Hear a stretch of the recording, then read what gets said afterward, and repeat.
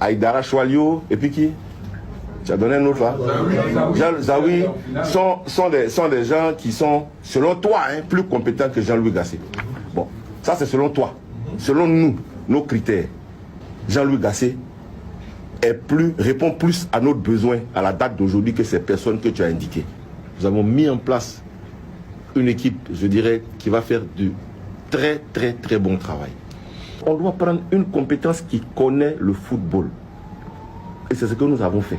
Je les invite à nous juger sur les faits.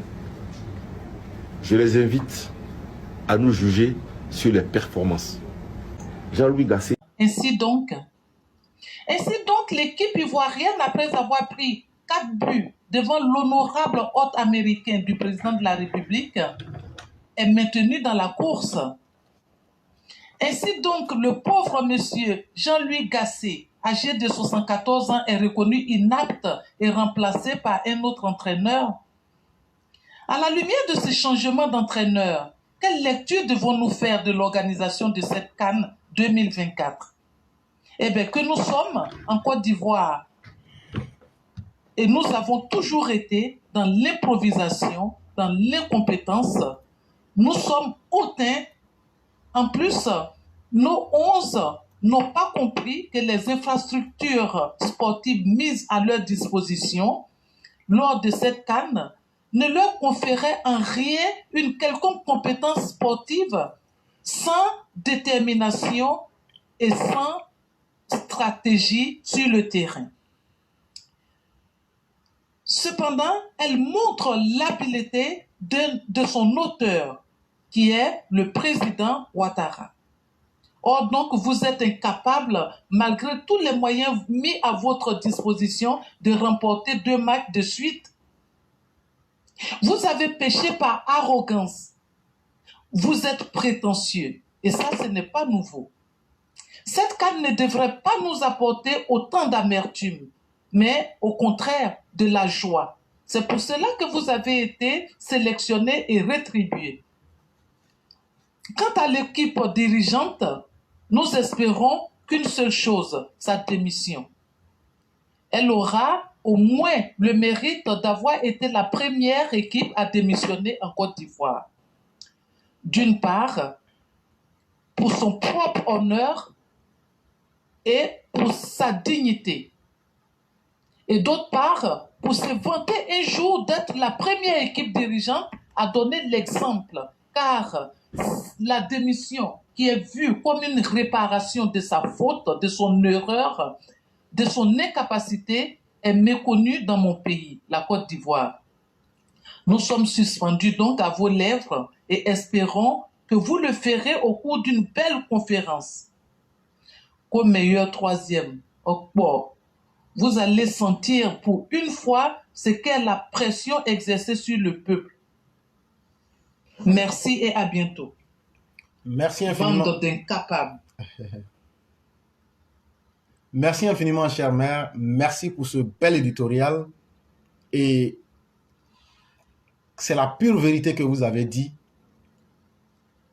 Voilà une bande d'incapables, d'incompétents, des personnes qui ne sont même pas capables d'apporter des résultats, mais qui sont arrogants. Et ça commence par Idriss Diallo lui-même. Et on voit ça dans le comportement des joueurs. Ils ne savent même pas pourquoi ils sont là. Et on est dans l'improvisation. Ah non, ça sera Renard qui va venir. Ah non, il ne va plus venir, on ne s'est pas entendu. Puisqu'en vérité, ils ne se sont pas entendus, donc ça ne sera pas fait. Et donc on est dans l'improvisation. On prend l'entraîneur adjoint. Mais qu'est-ce que ce dernier pourra véritablement changer? Parce qu'il faut bien se poser cette question-là. En vérité, on se fout de la Côte d'Ivoire. On se fout des sommes colossales qu'on a injectées dans ce business-là. On se fout des conditions dans lesquelles on vous a mis parce que vous pensez que vous êtes le centre de la terre. Et ça fait très mal que dans une compétition, on a mis tous les moyens à votre disposition.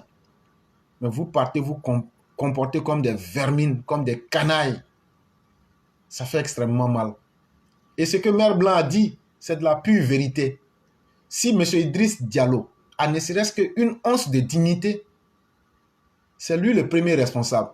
Puisque c'est lui qui nous a dit que l'entraîneur qui l'a fait venir là, de les juger au résultat, lui et son entraîneur.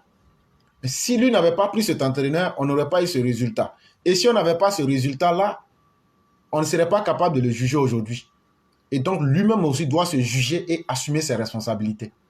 J'espère au moins que si la femme est enfant, le mot dignité là, si vous-même là, vous avez un peu de dignité là, dites-lui que c'est bon comme ça. Surtout qu'il ne peut pas nous donner un résultat. Et donc, chers Ivoiriens, assumez-vous comme meilleur troisième. Mais ça là, la honte qu'ils vont vous coller la prochaine fois, ça sera plus grave que ça. Mais moi, je l'ai toujours dit, cette équipe de la honte là, moi je me mets à côté, je regarde. En vérité là, moi je ne soutiens plus les éléphants. Ça c'est moi qui vous le dis. Moi là, je ne soutiens pas les éléphants. Je les regarde dans ce qu'ils font. Je ne serai surpris de rien. Mais dire que ceux-là, être conscient du rôle et de la position qu'on a dans l'histoire là, ça ne s'enseigne pas, ça ne s'improvise pas. C'est de cela que le texte est en train de parler. Et la vie même là, quand tu sais la responsabilité qui est sur ta tête là, on ne peut pas improviser le rôle des parents. On ne peut pas improviser la charge qu'on a au boulot. On ne peut pas improviser le poids de la responsabilité. Et on ne peut pas s'adapter en fonction de ce que les gens disent. Si on avait véritablement des professionnels, vous vous seriez comporté en professionnel.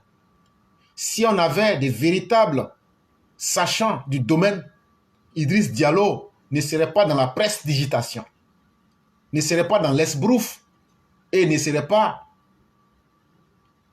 dans ce jeu où il est en train de danser sur une corde en regardant son nombril. Et depuis lors, l'individu fait semblant de ne pas entendre. Mais comme tu ne veux pas entendre, parce que tu es agrippé aux milliards que vous détournez, et donc là, il faut savoir que tu seras écrasé comme une punaise.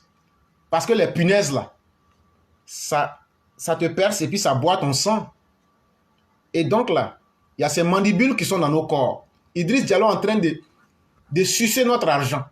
Comme c'est quelqu'un d'indigne. C'est quelqu'un qui n'a pas honte. Même quand on va l'insulter, il ne va pas quitter. Mais il faut savoir qu'on ne va pas aussi te laisser. On va te tirer pour t'enlever. Et ça, il faut prévoir tous les cas. Il faut prévoir tous les scénarios. Mais on va t'obliger à démissionner. Parce que tu n'es pas digne, toi Idriss Diallo.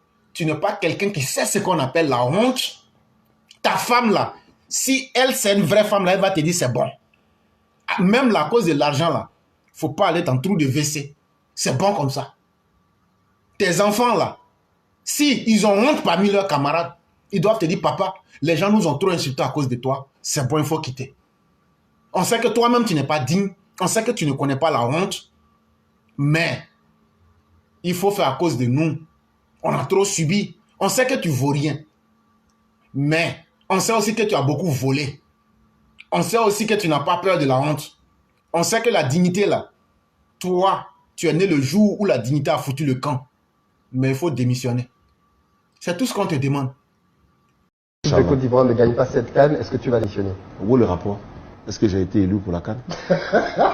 Non, moi ça y est, il y a des managers qui, quand l'équipe n'atteint pas la performance, ils disent mon management n'a pas été bon. Est-ce que dans mon mandat, je dis que je suis élu pour la Coupe d'Afrique 2020? C'est vrai.